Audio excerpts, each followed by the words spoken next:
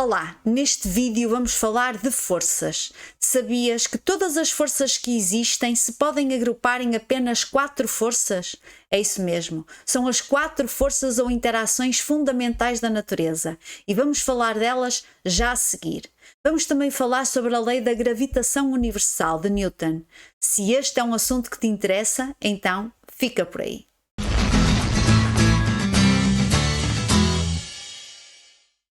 Vamos então falar sobre as 4 forças fundamentais da natureza.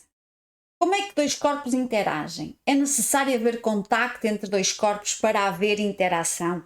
A resposta é não. As interações podem ser por contacto ou à distância. Vamos ver alguns exemplos. Quando, por exemplo, eu arrasto uma mesa, empurro uma mesa com as mãos, a interação é entre as minhas mãos e a mesa. É uma interação por contacto. Quando dou um chute numa bola, um pontapé numa bola, é uma interação também por contacto entre a bola e o meu pé. Destas interações resultam forças, cada uma aplicada em cada um dos corpos que está a interagir.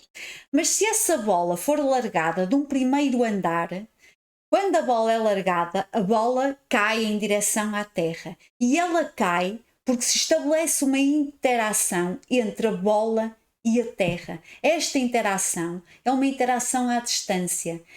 Há uma força, que é a força gravítica que está a ser aplicada na bola e que já está a puxar em direção à Terra, e essa força existe sem que tivesse ocorrido contacto entre a bola e a Terra. Vamos então definir força. O que é uma força? Uma força é uma interação capaz de alterar o movimento de um corpo, capaz de alterar a sua velocidade. Uma força é uma grandeza vetorial e a unidade de força no sistema internacional é o Newton. Vamos então ver as 4 forças fundamentais da natureza e da mais forte para a mais fraca, em termos de intensidade da força, nós temos a força nuclear forte, a força eletromagnética, a força nuclear fraca e a força gravítica. Nos vossos livros vocês devem ter um quadro que avaliam a intensidade relativa destas forças e o alcance delas também. Ora bem, o que é a intensidade relativa? Nós só sabemos se uma força é muito forte ou é pouco forte quando comparamos com outra, não é? Então, para avaliarmos a intensidade relativa das forças, vamos imaginar que temos uma escala de 0 a 1. E de 0 a 1 vamos atribuir a intensidade de 1, que é a intensidade mais forte que nós podemos atribuir, à força nuclear forte, que é a mais forte. Se a força nuclear forte tiver uma intensidade de 1 na escala de 0 a 1, quanto é a intensidade das outras forças? A força eletromagnética tem uma intensidade de 10 levantada a menos 2. A força nuclear fraca, de 10 levantada a menos 5. E a força gravítica, de 10 levantado a menos 40. Vejam que a força gravítica, para além de ser a força mais fraca de todas, ela é muitíssimo mais fraca do que qualquer uma das outras forças. Reparem, a força eletromagnética, ela é 100 vezes mais fraca do que a força nuclear forte. Mas a força gravítica, ela é 10 levantada a 40 vezes mais fraca do que a força nuclear forte, só para termos uma ideia da intensidade destas forças. O alcance é até que distância é que estas forças se fazem sentir. Se eu estiver aqui e outra pessoa estiver a 2 km de distância, existe força nuclear, existe força eletromagnética? Qual é que é o alcance destas forças? Então, a força nuclear forte e a força nuclear fraca tem um alcance subatômico, inferior às dimensões do átomo. A força nuclear forte, o alcance dela é de 10 levantada a menos 15 metros, ela só atua a estas distâncias, e a força nuclear fraca ainda tem um alcance menor, de 10 levantada a menos 18 metros. A força eletromagnética e a força gravítica têm um alcance infinito. O que é que isto significa? Um alcance infinito. Significa que, independentemente da intensidade das forças, nós podemos sempre determinar a força gravítica e a força eletromagnética entre dois corpos. mesmo que o valor dessas forças seja desprezável e não influencia em nada. Mesmo assim, nós conseguimos determinar. Por isso dizemos que o seu alcance é infinito. Vamos falar então sobre as forças nucleares. Vamos começar por falar sobre a força nuclear forte e a seguir a força nuclear fraca. Vamos começar pela força nuclear forte. Ora bem, a força nuclear forte foi descoberta quando se tentava perceber por que razão é que no núcleo as cargas positivas elas não se repeliam. Por que razão é que os prótons não se repelem no núcleo? Porque nós sabemos da força eletrostática que cargas com o mesmo sinal repelem-se. Então por que é que no núcleo isso não acontece? E na procura de uma resposta a esta pergunta, descobriu-se a existência da força nuclear forte. E que força é esta? A força nuclear forte é uma força de atração entre prótons, é uma força de atração entre neutrões e é uma força de atração entre prótons e neutrões. Esta força, como eu já vos disse, só atua para distâncias subatómicas. Portanto, ao nível do núcleo, esta força existe e ela é 100 vezes mais forte do que a força eletrostática. Por isso, se sobrepõe à força eletrostática. Ou seja, a repulsão que existe entre os prótons no núcleo é muito mais fraca do que a atração que existe entre os prótons devido à força nuclear forte e entre prótons e neutrões devido à força nuclear forte e entre neutrões também. É esta força nuclear forte que mantém a estabilidade do núcleo. É por este motivo que o núcleo se mantém estável e coeso. Se os prótons conseguirem se separar a uma distância superior à distância subatómica, a força nuclear deixa de se fazer sentir e a força que prevalece é a força eletrostática. E entre eles deixa de haver atração e passa a haver repulsão. Mas ao nível das distâncias subatómicas, a força que prevalece é a força nuclear forte. Vamos ver agora a força nuclear fraca. A força nuclear fraca é uma força responsável pela transformação de um próton num neutrão e de um neutrão num próton. Estas transformações implicam sempre a libertação de radiação. Ora bem, temos aqui dois exemplos para vermos da força nuclear fraca. Temos aqui um átomo de carbono, um átomo de carbono tem que ter 6 prótons, isto é o que define os elementos. O que define os elementos é o seu número atómico, é o número de prótons, portanto o átomo com 6 prótons é um átomo de carbono. E o número de massa é 14, o número de massa é o número de prótons mais neutrões, portanto se tem 6 prótons tem 8 neutrões. E neste caso, o que vai acontecer é que um neutrão vai dar origem a um próton. Um neutrão dá origem a um próton, portanto, o número de neutrões baixa para 7 e o número de prótons sobe de 6 para 7. Como o número de prótons se altera, o número atómico altera-se, então vamos deixar de ter um átomo de carbono e vamos passar a ter um átomo de azoto, porque deixamos de ter 6 prótons no núcleo e passamos a ter 7. Quem tem 7 prótons no núcleo? São os átomos de azoto. Temos aqui um outro exemplo, mas desta vez de um próton a originar um neutrão. Temos também um átomo de carbono, mas desta vez carbono 10. Portanto, um átomo de carbono, 6 prótons no núcleo. Neste caso, temos 4 neutrões. E o que acontece é que um próton vai dar origem a um neutrão. Portanto, vamos passar a ter um átomo com 5 neutrões e 5 prótons. Neste caso, então, temos um próton que se transforma em um neutrão. Deixamos, então, de ter um átomo de carbono e passamos a ter um átomo de boro, porque deixamos de ter 6 prótons no núcleo e passamos a ter 5. Estas transformações são da responsabilidade da força nuclear fraca. É esta força que é responsável por estas transformações. Vamos, então, passar para a força eletromagnética. Ora bem, a força eletromagnética é uma força de interação entre cargas elétricas. Esta força surgiu da junção da força elétrica com a força magnética. A força elétrica, nós estudamos que cargas com o mesmo sinal repelem-se e cargas de sinal contrário atraem-se. E a força magnética é a força gerada por um ímã. Qual é que é a semelhança, ou o que é que levou a que estes dois conceitos se unissem num só? E o que levou é o facto de quer a força elétrica, quer a força magnética serem interações entre carga elétrica. Carga elétrica, por si só, gera campo elétrico. E carga elétrica em movimento gera também campo magnético. As duas forças resultam da interação entre cargas, só que de forma diferente. Ora bem, vamos dar aqui um exemplo muito simples, que é o exemplo de um átomo. Um átomo não é mais do que carga elétrica. Um átomo é constituído por eletrões, neutrões e prótons. Ora bem, os eletrões e os prótons movem-se dentro do átomo, muito mais os eletrões do que os prótons. O movimento dos eletrões, da carga elétrica negativa dos eletrões, gera à volta do átomo um campo magnético. Ou seja, um átomo é por si só um pequeno ímã.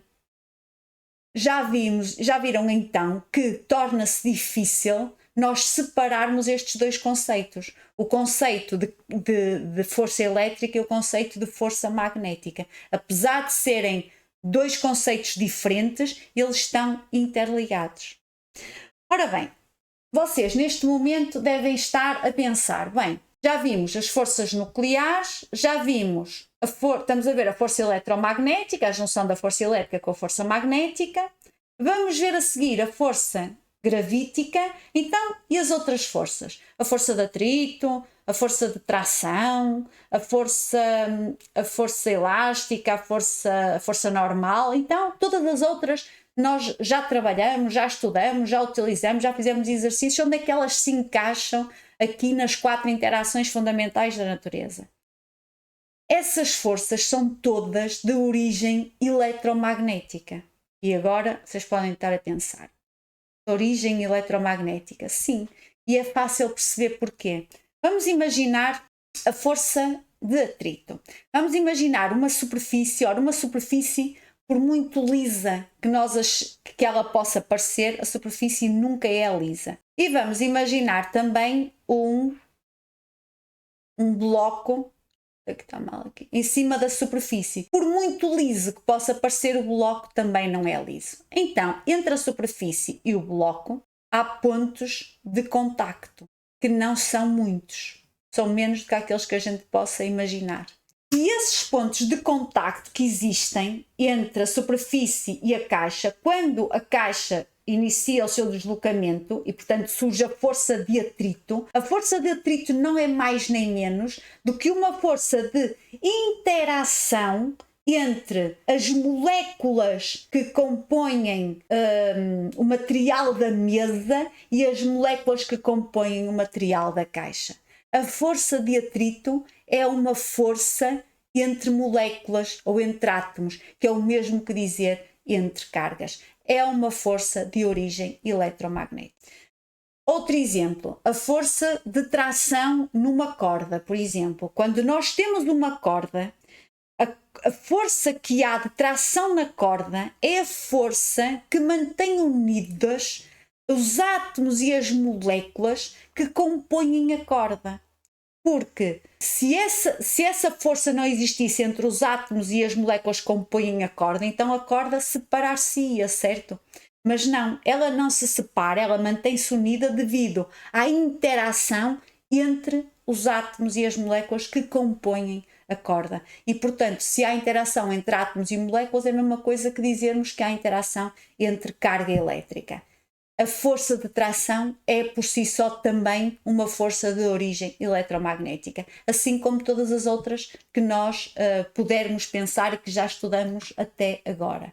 Portanto, resumindo, todas as forças que nós conhecemos, com exceção das forças nucleares e da força gravítica, são forças de origem eletromagnética. Vamos então passar para a última força, para a força gravítica. Mas antes de falar sobre a força gravítica, eu queria só fazer aqui uma ressalva. Muitos de vós já ouviram falar sobre a teoria da relatividade de Einstein, e esta teoria colocou de parte a existência da gravidade como sendo uma força, uma vez que Einstein explica a gravidade não como sendo uma força, mas como sendo uma deformação do tecido espaço-tempo. Eu não vou entrar em pormenores sobre a teoria da relatividade de Einstein, nem sequer nos vamos preocupar com ela agora. Eu apenas quero dizer que para fenómenos em que a velocidade está longe da velocidade da luz, a definição de gravidade como sendo uma força satisfaz plenamente a análise dos movimentos. Ou seja, a lei da gravitação universal explica plenamente todos os movimentos que acontecem em velocidades que não se aproximam da velocidade da luz, ou seja, para todos os exemplos que nós vamos dar a partir de agora e que nós vamos trabalhar este ano. Portanto, em relação a esta teoria, não nos vamos debruçar sobre ela e vamos continuar a tratar a gravidade como uma força e como sendo uma das 4 forças fundamentais. Então, a gravidade é a força de atração entre corpos com massa. E ela é uma das 4 forças fundamentais. Ela é muito mais fraca, como nós já vimos, do que qualquer uma das outras 3 forças. E às vezes podemos pensar como é que é possível ela ser assim tão fraca. Mas nós, se pensarmos bem, chegamos a essa conclusão. Reparem, por exemplo, quando nós levantamos um objeto do chão, levantamos um braço ou simplesmente caminhamos, nós estamos a vencer a gravidade. Essa força da gravidade que estamos a vencer é a força que resulta da interação de um corpo qualquer, próximo da superfície da Terra, e da Terra. Mas entre quaisquer 2 corpos existe força da gravidade. Então, se ela existe, por que, por exemplo, entre esta caneta e esta caneca não existe atração? Elas não se juntam, porque esta força não é assim muito forte. O facto de ela ter um alcance infinito e de ser uma força bastante visível ao nível macroscópico induz-nos em erro. A força da gravidade é a força de atração entre a Terra e a Lua. É a força de atração entre a Terra e o Sol. É o que mantém em órbita a Lua à volta da Terra e o Sol e a Terra à volta do Sol. E por esse motivo nós achamos que a força deve ser muito intensa, mas na realidade ela não é. Reparem que nós, com um pequeno ímã, se o colocarmos próximo do frigorífico, ele não é preciso haver contacto, ele agarra-se logo ao frigorífico, e entre uma caneta e uma caneca nós não conseguimos ver qualquer tipo de atração entre elas. É preciso que um corpo tenha uma massa muito grande, muito considerável, tipo a massa da Terra, para nós conseguirmos ver a força gravítica, para nós conseguirmos sentir essa força. Então, vamos passar à lei da gravitação universal de Newton. Newton disse que a intensidade desta força gravítica pode ser calculada a partir da expressão que ele nos deu. Que expressão é essa? Esta que nós temos aqui. Portanto, é uma expressão que nos permite calcular a força gravítica entre 2 corpos, em que G é a constante gravitacional, este G tem um valor, este valor de G é aproximadamente 6,67 vezes 10 levantado a menos 11. 2. A massa do corpo 1 e do corpo 2 devem ser dadas em quilogramas e a distância em metros. Então vamos imaginar aqui um corpo 1 de massa M1 e um corpo 2 de massa M2. A distância entre eles é a distância aos seus centros de massa. Portanto, será esta distância aqui. E aquilo que Newton nos disse ao enunciar a lei da gravitação universal é que, se nós soubermos esta distância e estas massas, através desta expressão, nós podemos calcular a força gravítica entre estes 2 corpos. Agora, vamos por hipótese que nós queremos calcular a força gravítica não entre dois corpos quaisquer, mas entre a Terra e um outro corpo qualquer. Ora bem, quando nós estamos a calcular a força gravítica entre a Terra e outro corpo, nós temos que ter em atenção que temos de conhecer a massa da Terra, e a massa da Terra é um valor que é fixo. Nós sabemos que é este valor que está aqui. Depois temos que saber qual é que é a distância do centro de massa da Terra ao centro de massa do corpo que nós queremos calcular. Ora bem, vamos imaginar que é este corpo aqui, portanto nós queremos esta distância daqui até aqui. Nós queremos esta distância. Reparem que o raio da Terra, que é daqui a aqui, o raio da Terra, comparativamente a esta, à distância da superfície da Terra até ao objeto que se encontra próximo da sua superfície, é muito, muito maior. Então, aquilo que nós fazemos, quando estamos a determinar, quando queremos calcular a distância entre o centro da Terra e o centro do corpo, é desprezar depois a distância entre a superfície da Terra e o centro de massa do corpo e dizer que a distância entre os centros de massa da Terra e do corpo é aproximadamente o raio da Terra. É um bocado enganei-me. Aqui é o raio da Terra e a massa da Terra está aqui. E temos aqui a constante da gravitação universal. Ora bem, então, para nós calcularmos esta força, a força da gravidade entre a Terra e um outro corpo qualquer, aquilo que temos que fazer é ir a esta expressão e substituir os valores. O G é uma constante, o raio da Terra é uma constante, a massa da Terra é uma constante, podemos substituir isto, e estes valores são sempre os mesmos, portanto aqui fica 6,67 vezes 10 levantado a menos 11, vezes a massa da Terra, que é 5,97 vezes 10 levantado a 24, a dividir pelo raio da Terra, 6,37 vezes 10 levantado a 6, ao quadrado, vezes, falta só a massa do corpo que nós queremos saber a força. Portanto, isto é sempre uma constante, estes valores. Se nós fizermos esta conta aqui, isto vai dar 9,8, que não é mais nem menos do que a aceleração gravítica. Portanto, quando nós calculamos a força gravítica entre a Terra e um objeto, nós dizemos que a força gravítica é igual à massa do objeto vezes a aceleração da gravidade. É daqui que vem esta expressão. É da lei da gravitação universal de Newton, em que simplesmente esta conta é sempre a mesma, não é? É sempre o mesmo valor. Portanto, isto é a força gravítica entre a Terra e um corpo próximo da superfície.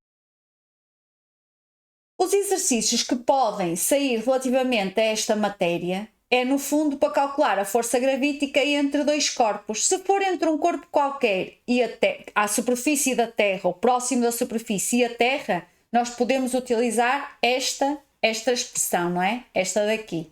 Ou então utilizamos esta e vai dar ao mesmo, não é? Que isto é tudo constante. Aqui o único cuidado que nós temos de ter é porque quando, por exemplo, pedem a força gravítica entre a Terra, por exemplo, e a Lua. Vamos imaginar aqui a Lua à volta da Terra. Dão-nos a massa da Lua, dão a massa da Terra, portanto já temos as duas massas. A única preocupação que nós temos é de determinar bem a distância entre os centros de massa.